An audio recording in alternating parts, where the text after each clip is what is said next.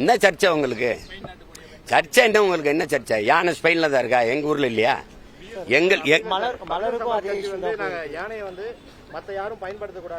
அப்படிலாம் ஒண்ணும் கிடையாது தம்பி.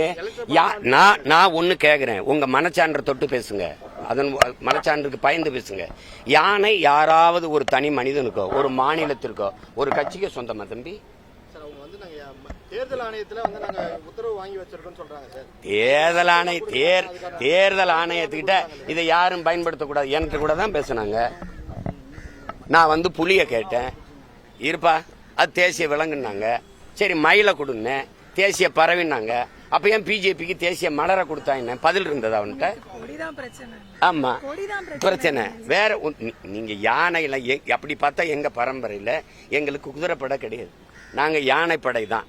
எங்க முன்னோன் அருண்மொழி சோழனுங்கிற அந்த ராஜராஜ சோழன் 60,000 யானைகளை கொண்ட படை வச்சிருந்தான்.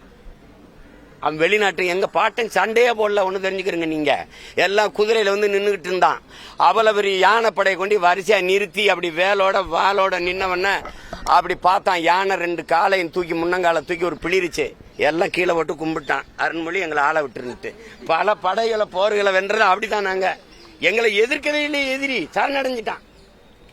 அவன் அந்த உரிமை அவன் என் தம்பிக்கு இல்லையா யானையை வைக்கிறதுக்கு? என்ன இப்ப என் கொடியில புலி இருக்குது, புலி என் கொடியா? என் பரம்பரை கொடி. கரிகால் சோழன் இருந்து அருண்மொழியில இருந்து அரசியல் இருந்து எல்லாம் வச்சிருந்தது.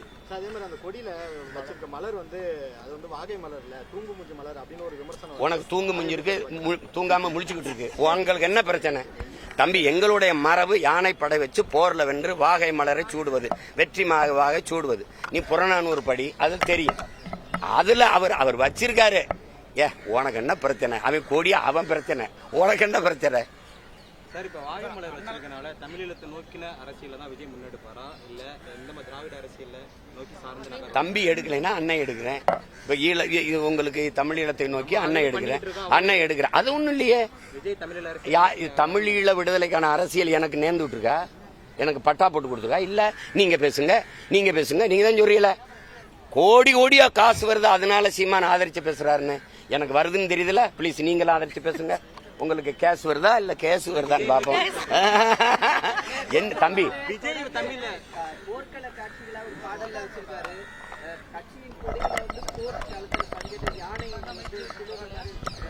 வாகை மலர் போர்க்களத்துல பயன்படுத்துற வாகை மலர். இதை தொடர்ந்து பண்பாடு படி வைக்கிறத நீங்க எப்படி பாக்குறீங்க? நான் வரவேற்க தமிழருடைய பண்பாட்டு மீட்சி தானங்க நமக்கு தேவைப்படுது. பண்பாட்டு மரபுப்படி ஒரு கொடியை வடிவமைக்கிறத நீங்க பாராட்டணும். இங்க பாருங்க, எங்களுடைய பாட்டன்கள் எங்களுடைய மூதாதைகள் மாப்போசிலிருந்து சீப்பாயத்தின எல்லாம் அலைமாகடன் நிலம் வானில் உன் அணி மாளிகை ரதமே அவை ஏறிடும் விதமே உமது அதிகாரம் நிறுவாய் என்று எங்களுடைய புரட்சி பாவலர் எங்க தாத்தா பாடின பாட்டுக்கேற்ப இங்க பாருங்க, தரை மண் விண் கடல் எல்லாவற்றிலையும் உன் அதிகாரத்தை நிறுவனான். அது மாதிரி ஒரு கொடியை வடிவமைச்சான். ஆகாயம் மண் கடல் எல்லாத்தையும். அதுதான் நாங்க தமிழ்நாட்டு கொடியா வச்சிருக்கோம். அன்னைக்கு ஐயா காமராஜர்லாம் இருக்கும்போது, முதலமைச்சராக இருக்கும்போது இதே மாநகராட்சி கட்டண ரிப்பன் மாளிகையில் அந்த கொடி பறக்க விடப்பட்டது. இன்னைக்கு நாங்கள் அந்த கொடியை அப்படி தூக்கி பிடிக்கும் போது திராவிடர்கள் கொடியை ஏற்ற விடுறதில்ல. எங்க மேல வழக்கு, எண்ணற்ற வழக்கு. தமிழ்நாட்டு கொடி அது என்ன கொடி? சேரனுடைய வில்லம்பு, பாண்டியனுடைய மீன், சோழனுடைய புலி, இது 3ஐயும் ஒன்னா வச்சு ஒரு கொடி. இது எங்கள் பரம்பரை கொடி. அதை ஏந்திரத்துக்கு தடுக்கிற மாதிரி உங்களுக்கு வைத்தறிச்சல். அதுல அவன் இப்ப அவர் யானை வந்துடுச்சு, யானை ஏதோ ஆப்பிரிக்காவுக்கு மட்டும் சொந்த மாதிரியும், வாகை மலர் இங்க யாருக்கு ஒருத்தனுக்கு சொந்த மாதிரியும்.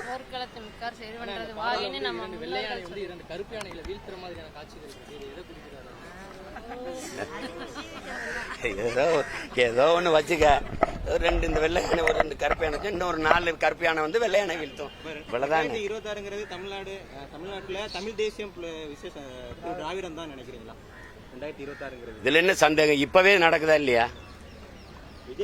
டிஎம்கே வெர்சஸ் என்டிகே சண்டை நடக்குதா இல்லையா? உனக்கு கோட்பாடு என்ன இருக்குது? இந்தியம் ஒரு கற்பிதம், திராவிடம் ஒரு கற்பிதம். இங்க இருந்தது தமிழ் தேசம் தான். நான் சொல்லல, புரட்சியாளர் அம்பேத்கரை விட அறிவு ஆசான் எவனும் இல்ல. அவரே சொல்றார், இந்த நிலப்பரப்பு முழுதும் தமிழை தாய்மொழியாக கொண்ட நாகர்கள் தான் பரவி வாழ்ந்தார்கள். என்னுடைய மூதாதைகளின் மொழி கூட தமிழ் தான் என்று. இப்ப இது யார் தேசம்? ஏன் தேசம்? துணைக்கண்ட முழுமைக்கும் பரவி வாழ்ந்தது நாங்க. இப்ப இது நாடு தமிழ்நாடு. இங்கு வாழ்கிற மக்களினுடைய மொழி, கலை, இலக்கியம், பண்பாடு, தொன்று தொட்ட வேளாண்மை, பெண்ணிய உரிமை, பொருளாதார வளர்ச்சி, தொழில் வளர்ச்சி, காட்டு வளம், கனிம வளம், நீர் வளம், மலை வளம், கடல் வளம், மண் வளம், இவற்றை காப்பது, இதுக்கெல்லாம் ஒரு அரசியல். தமிழ் தேசம், தமிழ் தேச அரசியல். இதுல என்ன உங்களுக்கு பிரச்சனை? அதே விஜய் வந்து இடம் சார்ந்த அரசியலும் ஈடுபட மாட்டேங்கிறாரு சொல்றாரு. அது இருக்கலாம். அதுல வந்து தம்பிக்கு தெளிவா இன்னும் விளக்கணும். அவரு இடம் சார்ந்த அரசியல தம்பி செய்யலன்னா அண்ணன் செய்யறேன். நாங்க ஒரு கோட்பாடு வச்சிருக்கோம். இருக்க இடமற்றவன் அனைத்துலகம் பேச அருகதையற்றவன். முதல்ல உன் இடத்தினை உறுதி செய், இனத்தை முன்னிறுத்தி இருக்க இடமற்றவன் அனைத்துலகம் பேச அருகதையற்றவன். இதை நாங்க கற்றுக்கொண்ட கோட்பாடு. அது தம்பி சொல்றாரு எல்லாத்தையும் கடந்து மானுடம் பேசணும்னு. அதை எங்கள் முன்னோர்கள் பேசினதான். புதியதோர் உலகம் செய்வோம், கெட்ட போரிடும் உலகத்தை வேரோடு சாய்ப்போம்னு பண்ணது. பிறப்பு ஒக்கும் எல்லா உயிருக்கும் எங்கள் வேதம் கற்பிக்குது.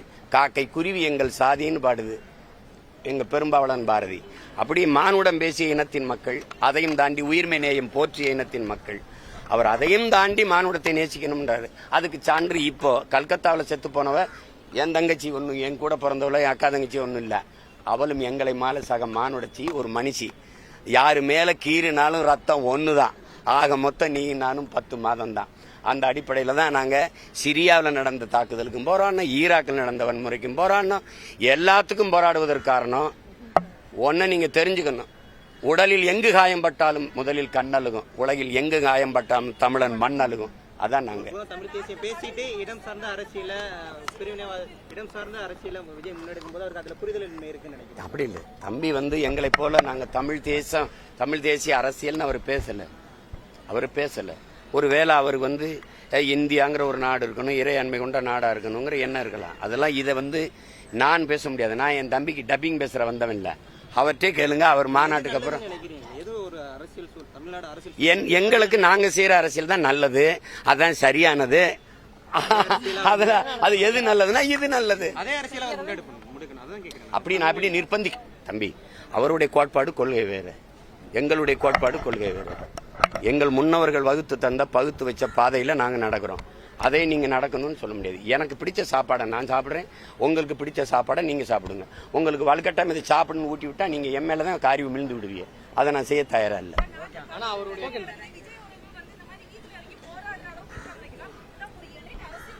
ஒரு பவுன்சர் அரசியல தான் எடுத்துக்கிட்டு இருக்காரு விஜய். மக்கள் கண்ணோன்னு நெருங்கணும்னு நினைக்கிறீங்களா? நீங்க இப்ப என் தம்பி தலைவர் ஆயிட்டாரு. இந்த கேள்வியில என் தம்பிகிட்ட தான் கேட்கணும். இப்ப அவருடைய செய்தி தொடர்பாளர்கிட்ட கேட்கணும். இப்ப நாங்க வந்தது எங்களுடைய மருத்துவ பாசறையும் மகளிர் பாசறையும் தங்கச்சி கல்கத்தாவில் வன்முறை கொலை செய்யப்பட்ட அந்த கொடுஞ்செயலை கண்டிச்சு அதுக்கு நடவடிக்கை எடுக்கணும். அந்த மாநில அரசு, மத்தியில் ஆள்ற இந்திய ஒன்றிய அரசு, இங்கே இருக்கிற நம்முடைய மாநில அரசுக்கு அதுக்கு அழுத்தம் கொடுக்கணும். நீங்க அது மாதிரி நீங்க காசை வெளியிட வந்தவர்கிட்ட இந்த கற்பழிப்புக்கும் கொஞ்சம் பேசியப்பா அது கொஞ்சம் நடவடிக்கை எடுத்து கொடுப்பான்னு சொல்லணும். அதுக்கு தான் இந்த போராட்டம். நீங்க எல்லாத்தையும் என் தம்பி விஜயை பத்தி பேசினதை போட்டு இதை தூக்கி குப்பையில போட்டு விட்டுறாதீங்க. நன்றி, வணக்கம்.